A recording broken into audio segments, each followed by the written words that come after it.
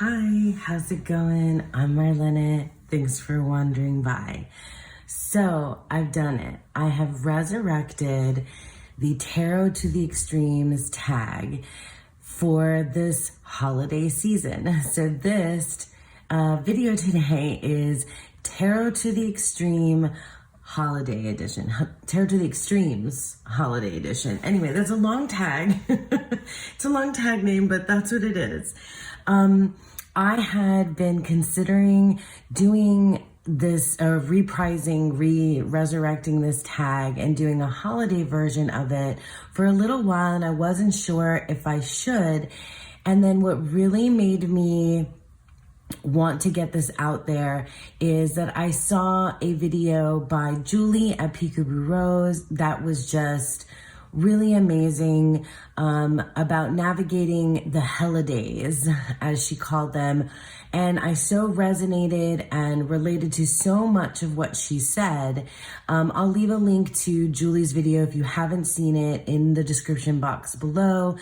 But what it brought up, so you can see what she had to say, but what it brought up for me and what ties into this Tarot to the Extremes holiday edition is what the holiday season brings about for me, and I'm sure for many others, these extremes of emotion, extremes of just in general. And I felt like it would be kind of fun. I mean, I want to do something fun and also kind of cathartic for myself in putting these categories of extremes together. So if you've never seen my original Tarot to the Extreme video, I'll leave a link to that down below. There's a playlist of folks that have done it. I did it like 2 years ago. It was like one of the most popular tags that I created, of the tags that I've ever created. So that was like super fun. And the idea behind the tag is to come up with categories to see like the dualities that you have, the extremes that you have within your own collection, and to put two tarot decks next to each other and compare them for what they may represent for you. And so that was super fun. And the magic for me in it is, in putting tarot next to tarot. At that time, I don't think I was pairing tarot with tarot in my own readings. And since then, I definitely do pair tarot and tarot quite a bit. So all that to say that I've created a Tarot to the Extremes holiday edition. You're more than welcome to participate in the tag. It's a long tag, so I'll put it up. Tarot to the Extremes holiday is what we'll call it. And there's 5 different categories, and we'll go through each one by one. So away we go. Okay, so the first category of Tarot to the Extreme holiday is we're going to take a look at a deck that is retrospective and a deck that is prospective. So the reason why I chose these categories is because this duality, these extremes are really like exactly what we're doing here at the end of the year around the holidays. So it's not just because of, Christmas holiday or Hanukkah or whatever else it is, what other holidays you may be celebrating. We're also talking about the end of the year. So a lot of folks, myself included, are being reflective and looking back at things retrospectively. And meanwhile, at the same time, they're being prospective. They're looking towards the future. They're making plans for next year. And so sometimes folks get really like caught up in retrospect, or some folks get really caught up in, being in the planning phase of things. And so I feel like it's like one of these, it can be kind of stressful and kind of like, like a lot to handle when you're simultaneously doing both of these things. So I picked these decks specifically. They're almost quite literal for me in terms of a reflection of the past and and what I'm looking to do in the future. And they kind of represent my practice retrospectively and prospectively. So this deck is my retrospective deck because this is the Rorig Tarot. And while I'm not going to like finish working with this at the end of this year, in fact, this is going into next year with me. And well, let me explain, because I've been using the Rorig Tarot as part of my deck-in practice. So this is the deck that I've been using to put on my deck-in altar. So every 10 days, there's a new deck-in, which is a piece of a zodiac sign. Basically, deck-ins are how tarot lines up with astrology in the minor cards.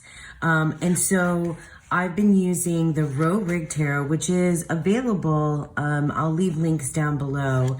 It's this surrealistic, beautiful, beautiful deck created by... Is it Arthur? I think it's Arthur Rorig. Oh, I might be getting that wrong, but it's an artist. Anyway, look at this Princess of Wands. I absolutely love it. But this is the deck that I chose. This deck has been with me. We've been working together since March at the beginning of this year, 2024. So looking at this deck, it's like a little time capsule of the deck-ins of this year, 2024, and it'll go into 2025 because the deck-in wheel starts over in March of every year. Which is the zodiac. Basically, we're following the zodiac. Anyway, so this is the deck that I've been using for this year on my altar, and next year I want to switch. So this is my plan for the future. So this is quite literal, retrospect and prospective. I want to use the Telos Tarot as my altar deck, and also deck that I'm going to be using to read with, to do my deck-in readings with my own deck-in spread book. Next year in 2025. So this is the plan for the future. So this is the Telos Tarot 777, created by M.M. Moline. This is an extremely special deck. I have an entire walkthrough of this deck here on the channel. So if you want to see all my thoughts about it and, learn more about how it was made, but it's very much tied into the artwork was created during deck-ins, during specific astrological corresponding times. It's, it was highly anticipated by a lot of M.M. Moline fans, and it's just gorgeous. And I've used it just a smidgen here this year. But when I realized, that I wanted to give it a special job, which, I feel like it's an intended job, is that I wanted to use it specifically for my deck-in work in 2025. So I see, I'm looking towards the future. And in retrospect, the Rorig Tarot kind of holds the energy of what I was working with in 2024. So now the magic is, let's look at these guys side by side. Oh my gosh, beautiful. Wow, they actually kind of look good together. I wonder if I would use them together. I wonder if maybe this is making me think I want to use them in some kind of combination next year, or I don't know. I mean, I do end up assigning, jobs to decks. But look, so the Seven of Discs, I mean, the artwork couldn't be more different. The sizing, the colors, well, I mean, I'm not sure actually if these do not adhere to the Golden Dawn colors, but definitely M.M. Moline does. Look at how cool that is. Yeah, just another couple of little flips, and then we'll move on to the next category. So I thought that would be That would be a good one, a good category. So if you're the type of person that is doing a lot of reflecting and doing, retrospective kind of thinking, journaling, that kind of activity, or you're also planning for the future, this might make a lot of sense to you that you're doing that at this time of year. And that duality, doing those two things at the same time is really, I think, fascinating. So here we have the Rorig Tarot, that was my retrospective tarot, and the Telos Tarot, which was my prospective tarot. So now we'll go into the next category. Okay, I wonder if you can guess what the category is based on the two decks that I put up here. So here we have the category, the naughty deck versus the nice deck. And I'm, obviously bringing up, Santa Claus, naughty list, nice list.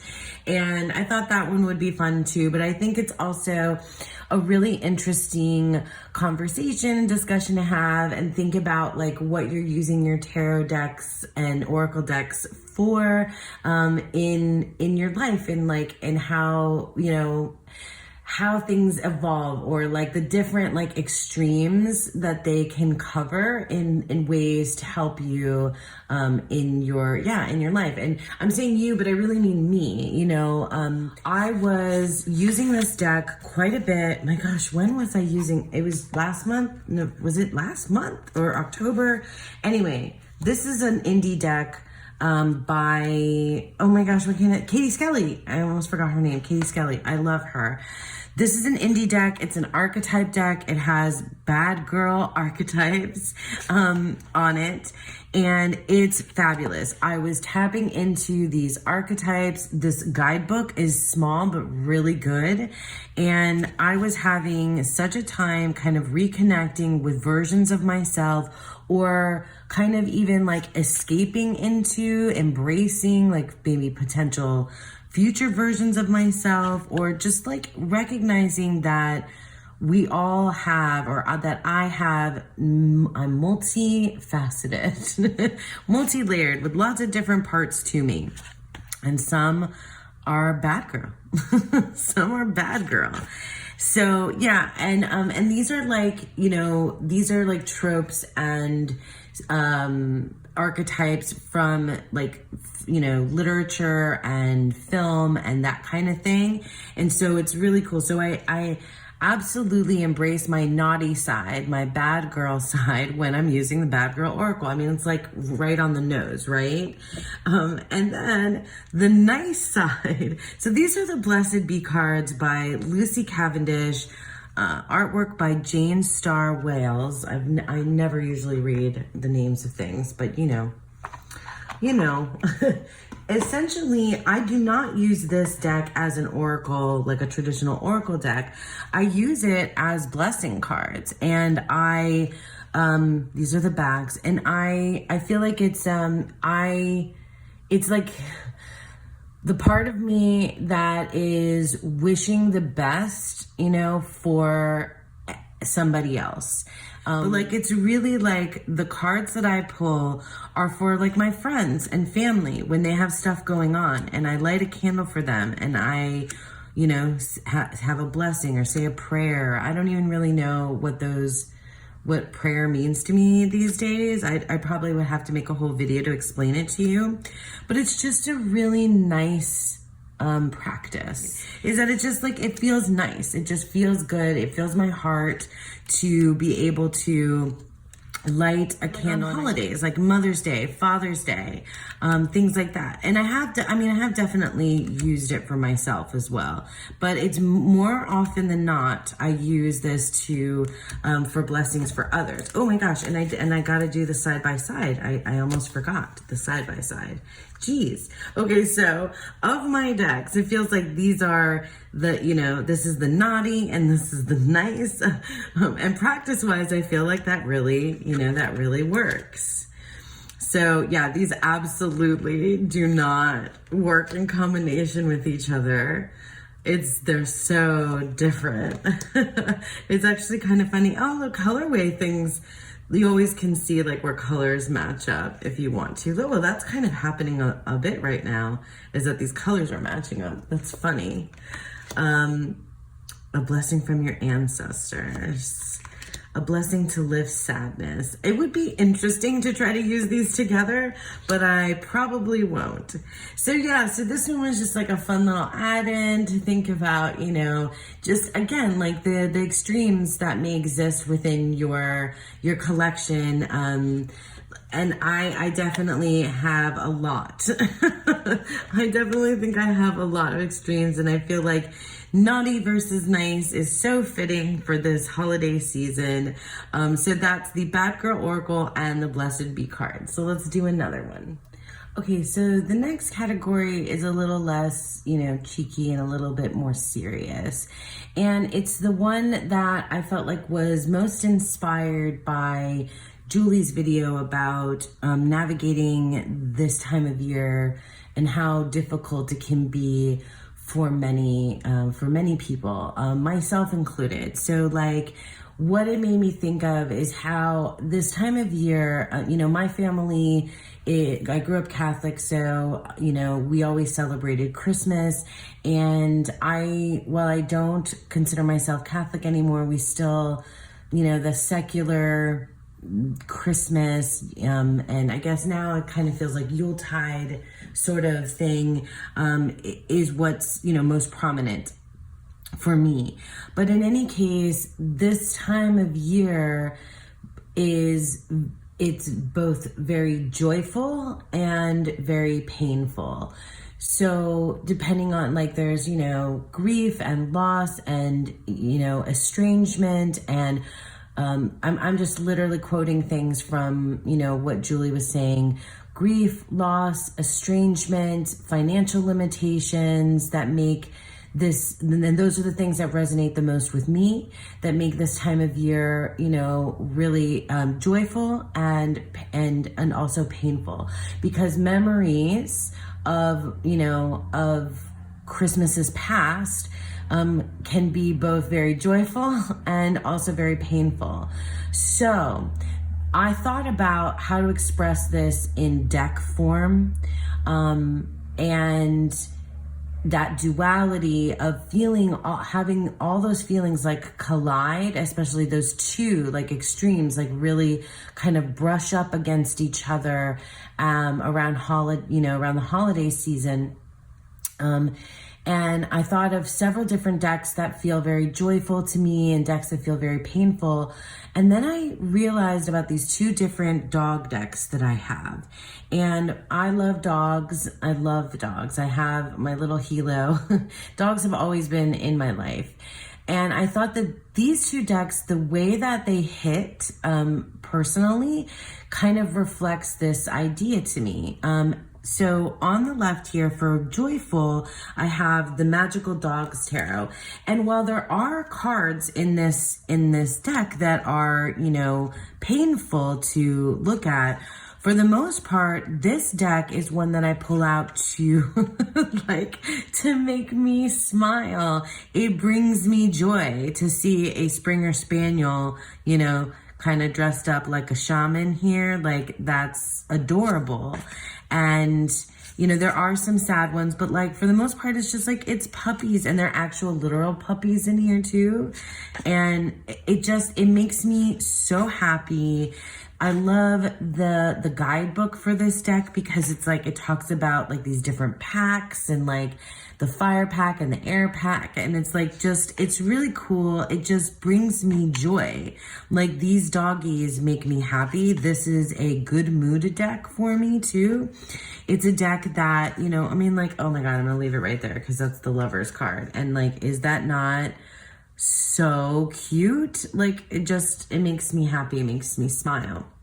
So the Magical Dogs Tarot is joyful, and it's like that. It's that, you know, it's memories and like the interaction and the way that I feel about my pet, you know, and my dogs. And I mean, you can, you know, it branches out from there into like, make sense for me against the background of the holidays with like relationships and expectations and things like that, that, you know, some things in memory or even in the present are very joyful, you know, like whatever traditions that you may have or whatever things that you're doing like that make you feel like, you know, baking pies or going, you know, to see the local, you know, Christmas parade. And I'm just speaking from my, you know, experience. But at the same time, there are things that have changed or transitioned or lost or you don't have anymore. And that's why I grabbed the Wise Dog Tarot. And this is by MJ Cullinane. Oh, sorry, this deck is a Llewellyn deck. Can't remember who the creator is. But so this deck, the Wise Dog Tarot, is an MJ Cullinane deck. And for whatever reason, I think the artwork of this deck compared to the artwork of this dog deck, this makes me think of like dogs in the spirit realm, like really like dogs that have passed away. I'm going to try to get this without getting too choked up because I have, you know, like it's really sad.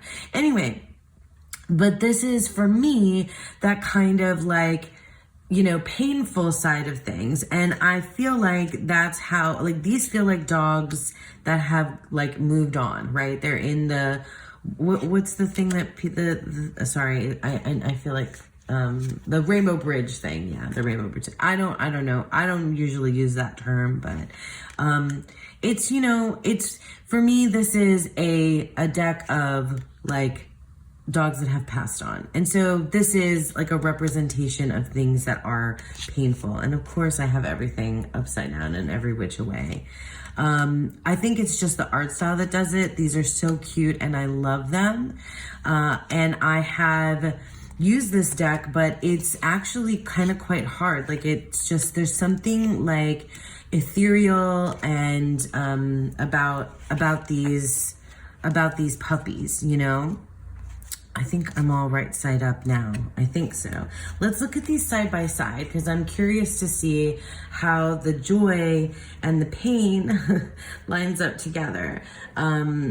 Because that's exactly that experience, you know, of this time period. And it's a tough one. So like, I understand for those of you that if this is like maybe even too hard to like even watch, like I won't be, you know, I won't even know, like you can not watch, you know, I get it. I understand. Sometimes for me, I don't often, you know, I go to this deck more than this, cause it just seems like they're living in a different realm, you know? So let me move this over a little bit. Of course, now this is upside down. Well, and this one's upside down. That was interesting that they were both upside down. But I bet I could use these together in some way. They would definitely work, you know? And I just wonder how. Like, and now that I'm kind of seeing, you know, I'm calling them, naming them this like joyful versus painful kind of thing, I sort of think that there might be some type of reading that would be a bit cathartic for me, you know, in terms of dealing with not just like the loss of, oh, that guy is cute though. That guy's really cute. The loss of a loved one. But it doesn't just have to be like the loss of a pet or the loss of a loved one. It could just be like grief in general, like things that have changed, you know, over the years. And that's something that I can for sure tell you that I struggle with at this time of year, like just how things have changed. 5 of C and 5 of Swords. I see, like, this guy is so cute. And this just feels like, I don't know, this deck is just kind of haunting in some way. And I feel like there's definitely something that we can learn from here. And it's useful. It's useful, even though it's difficult. I can't probably do it a lot, but I think this is a good exercise. Like I said, kind of cathartic for me.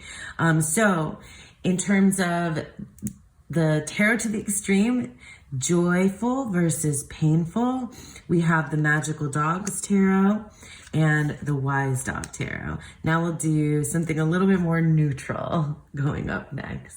Okay, So next, let's just play with color, because at the time of the holidays, depending on what kind of holiday you celebrate, color, decor, artwork, decoration is a big part of it. You know, what you hang up and what you create and what you like have around the house and what you see and like, yeah, decoration and color. And so obviously, because I said Christmas is the big, holiday for me, we're talking red and green. So I invite you to use whatever two colors you want to juxtapose. I'm just picking my reddest deck versus my greenest deck, most green deck. And actually, I want to know if this is my most green. Like this is not like the Christmassy green. But I thought this would be fun. These are two indie decks by the same creator, Six Sad Girls or Sad Sick Girls. Anyway, links as always below. We have the Mars Power Tarot, which you might have seen before, is my, I've talked about as a rage deck of mine. These are the backs. It is like 100% like the most red deck that I have. Well, is that true? Because I do have the Crimson Asteria Tarot. Ooh, I maybe should have brought that one out, but no matter. No problem. We've got the Mars Power. I just love this deck. It's just weird. It's totally outside the box. Like, for some people, it might just not even feel like tarot, which is totally fine. For me, this is a total mood deck. It's an atmosphere deck. This is all about like the way that this artwork makes me feel in relationship to the way that I think of that tarot card meaning.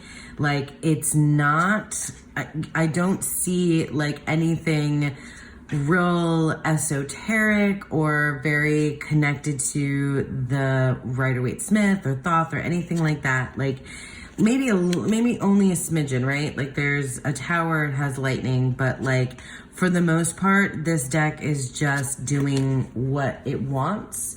And it's very red, and it has red borders, red edging. That's what that's called, edging. And then by the same creator is the Jupiter Power Tarot. I mean, obviously these have planetary associations. I wish I had the one that had the green borders. I have the silver one. I should have thought about that and gotten the green bordered one. But, it is what it is. This deck, it does have layers of, like, you can see black, green, blue, white, kind of that color palette across the board. If you can imagine, this Jupiter Power Tarot is even more out there, I think, in terms of, like, visual image than the Mars Power is. Like, I'm not sure that there's one card that really is anything like the Waite-Smith or what you would see. Like, there's two people in the Three of Cups, which is very strange, So this deck is, again, it's a mood deck, it's an atmosphere deck, it's a very green deck. And I think, and honestly, I haven't really used this. I have plans to want to use it in 2025, but I haven't really used it that much. I might have another video where I have cross-compared these two decks. Have I? Maybe. But yeah, this is, and did I put these up against each other before in a Tarot to the Extreme? Oh my God, if I did, that would be so embarrassing. But if I, it is what it is. Did I? I'm like now so curious. I'm gonna have to go back and look at my back catalog and see what I did there for that second one. But anyway, we have red and green. I mean, like, it's very literal. And I think it would just be fun to go into your tarot collection if you'd like to do this tag and see, like, compare for color. So like you could do blue and white or red and green or purple and yellow or whatever, two colors are like the ones that you would like to juxtapose. Well, this isn't as green as I thought. There's a lot more like blues in here. That's really interesting. Oh, and yeah, and it has like the Jupiter Power has this like aspect of, you know, plants and flowers. Look at that Fool card. That is an amazing, amazing Fool card. Just love it. Wow, I gotta use these decks together. I got to. I mean, obviously, it's the same creator, but like they're different enough.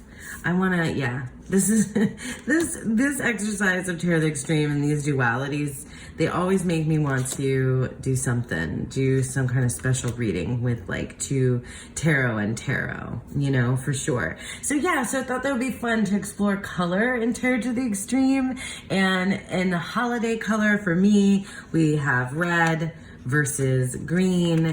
We have the Mars Power Tarot and the Jupiter Power Tarot. And then we have one more category and then we'll call it a day. Okay, so finally, our last category of Tarot to the Extremes Holiday Edition, we have, this one's gonna be kind of hard to explain, but it's basically what I think of around the holidays that I think is like is a duality as well, is our sense of wonder and magic. And it could be, you know, for you, like because of like the change in the weather and, you know, like seasonal. It could be, you know, definitely related to the celebration of different holidays, magic and wonder and yeah, and so for me, as you know, growing up and also as a parent, that like sense of wonder, that sense of magic, is different. Like it's like there's a childlike version of it for me, and an adult, grown up version of a sense of wonder. So that's what this is. This is the childlike sense of wonder and the grown up sense of wonder. I wonder if that makes sense. I hope that makes sense to you guys. It's for me, you know, childlike sense of magic and wonder and an adult sense of magic and wonder. Maybe if I explain what decks I chose, it'll make a little bit more sense, but I feel like some of you get me. You get me? Okay, so the decks that I chose to kind of embody those two different, like, you know, dualities is, the first one is the Les Dinosaurs of de Marseille. So this is a dinosaur-based Marseille deck, which I admit I have not used this deck. Wait, is that it? Okay. And this was like a pricey one, but I got it when I was like, I'm going to be studying Marseille. And also I love dinosaurs. I always have. And especially as a child, like, I think a lot of kids go through that phase of like being obsessed with dinosaurs. And there's nothing more like to bring you more of a sense of wonder than seeing, you know, dinosaur bones in a museum, which I, you know, got to see as a child. And, you know, I watched tons of documentaries when I was a kid. I like absolutely loved dinosaurs. And for me, this is all of the magic packed, you know, sense of wonder, sense of magic.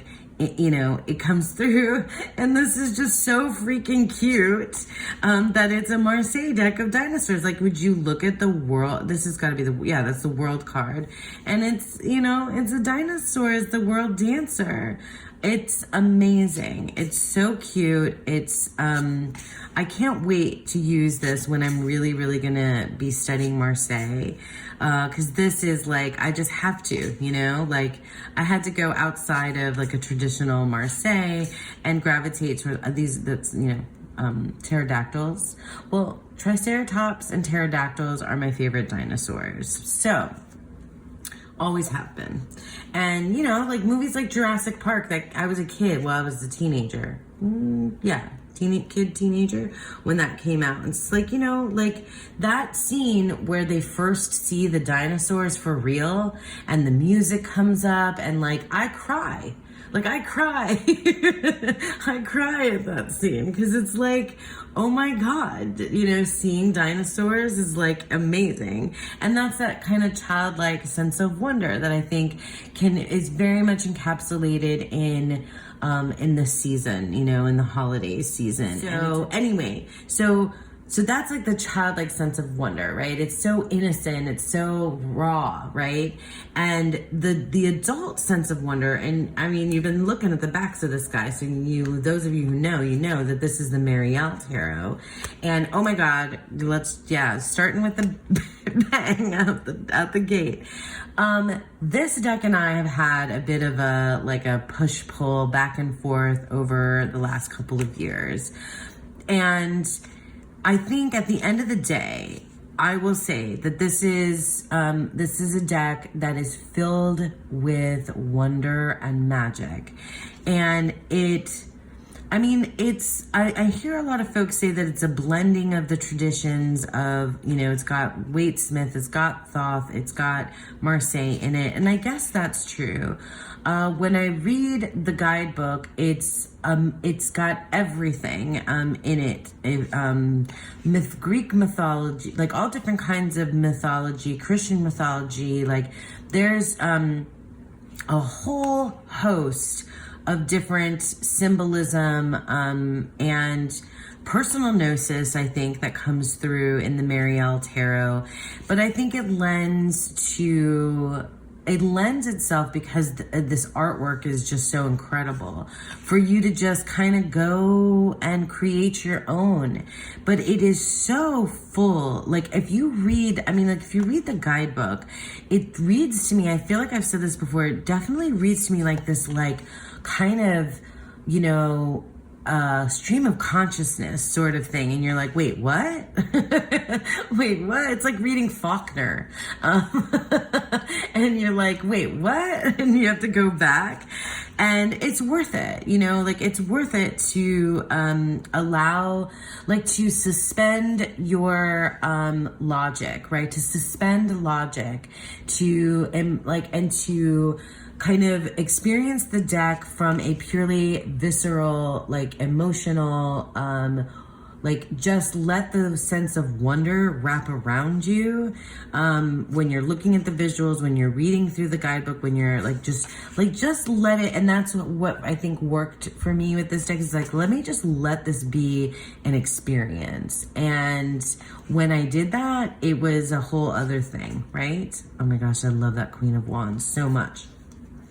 So it's these decks are gonna look really funny next to each other. That's hilarious. The Dinosaur Tarot de Marseille like just fully embodies that sense of wonder, and that really is encapsulated within childhood. That's just, you know, it's 100% authentic. It just comes from, you know, that place, and that I know what that feels like, you know, from childhood. It's the memory that I have of it. And then the Marielle Tarot is this other sort of thing. And I feel like as a grown-up, you know, having experienced what you have to deal with day to day in the world as an adult, like this deck allows you to release that and release that logic and embrace a sense of wonder, I think.